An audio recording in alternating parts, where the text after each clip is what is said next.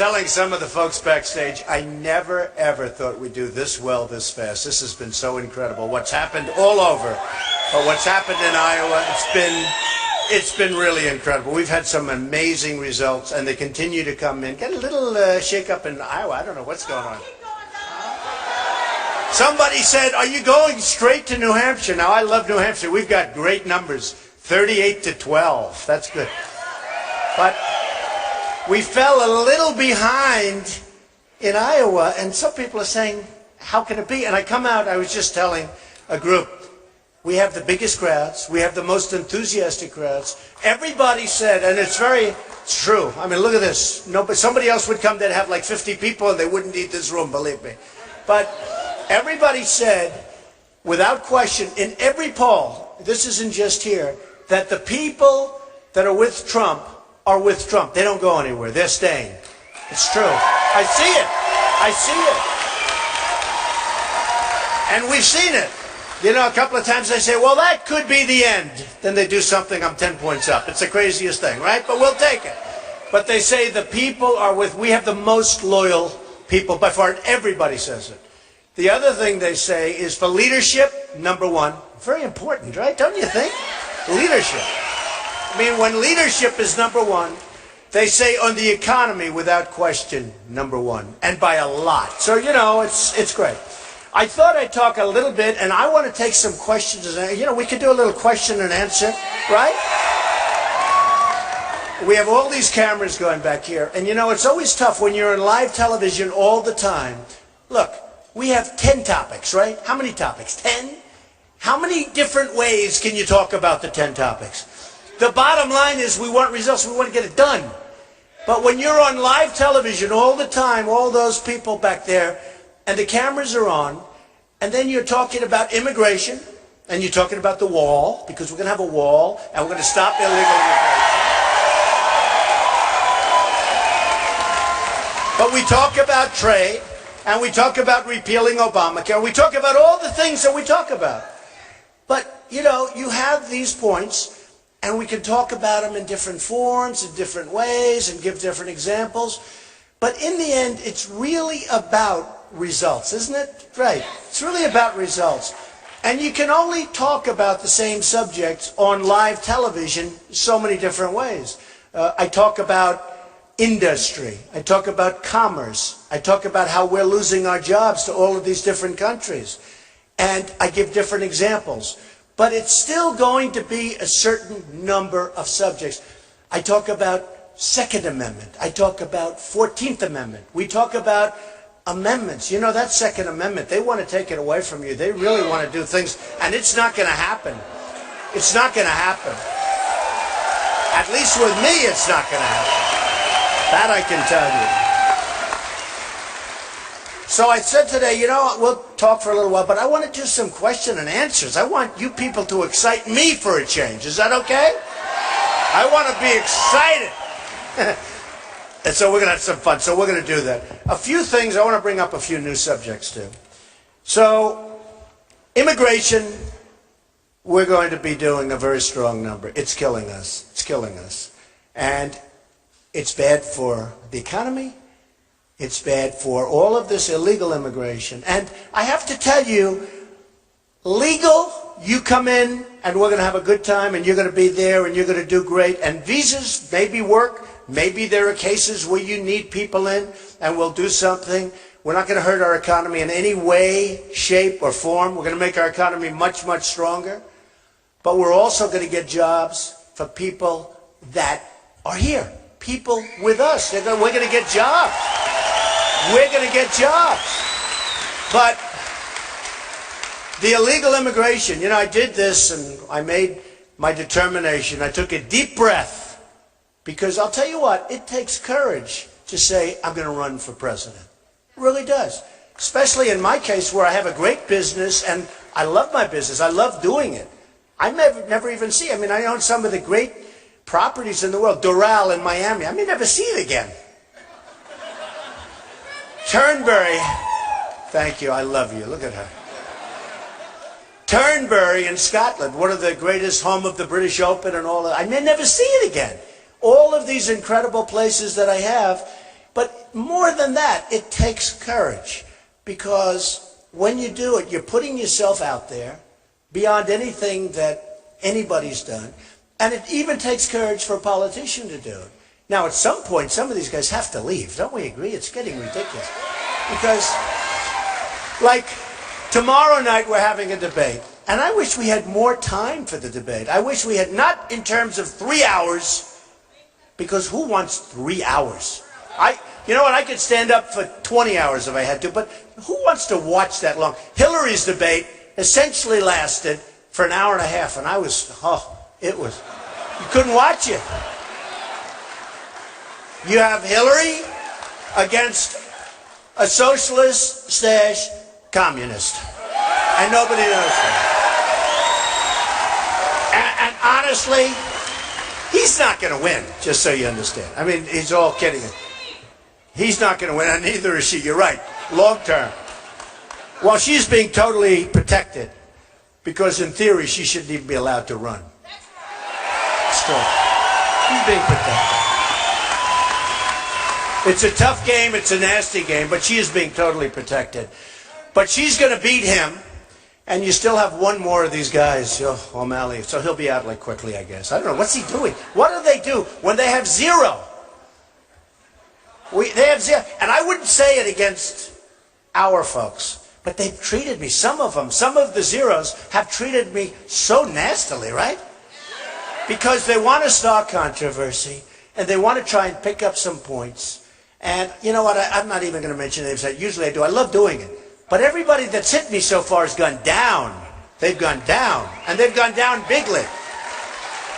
But, and a couple of the ones and zeros, they're the ones that hit the hardest. I mean, they're like desperate people. But they hit. One of them has a 0 with an arrow pointing to the left. That means less than 0. And I don't understand. What does it mean? I assume it's a typo, but maybe not.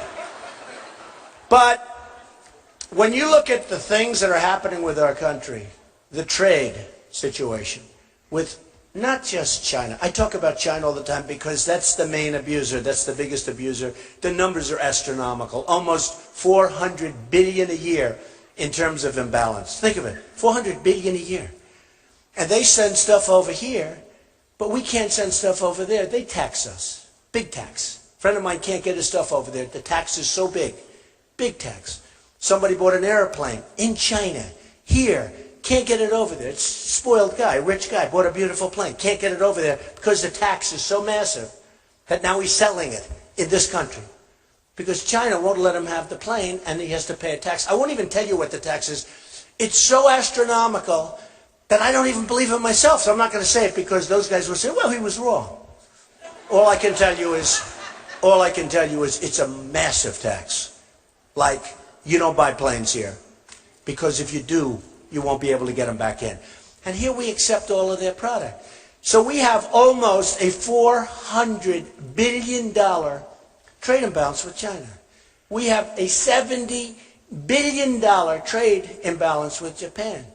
We have with all that's going on now in the South China Sea, and you look, well, we have a destroyer, relatively small ship over there. I don't know if I'd want to be the captain of that ship right now, but they're being sort of mocked and scorned, and a lot of bad things can happen. But we have an agreement with Japan, and I love Japan, I love China, I love all these people, but their leaders are killing us because they're smarter, sharper, more cunning. The leaders of Mexico are killing us at the border and in trade. They're taking so many of our companies. Even Nabisco, my Oreos, they're taking Nabisco. Right? I'm never eating Oreos. I tell it all the time. They had some Oreos before in the plane. I said, I don't want to touch them. Bring them back. Are you allowed to bring them back? Bring them back, right?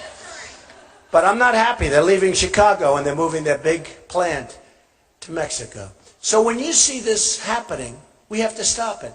And I'm not going to beat around the bush and, let's talk and let's be nice and let's say everything. Nobody can do it like I do it. Nobody. Honestly, nobody. We can...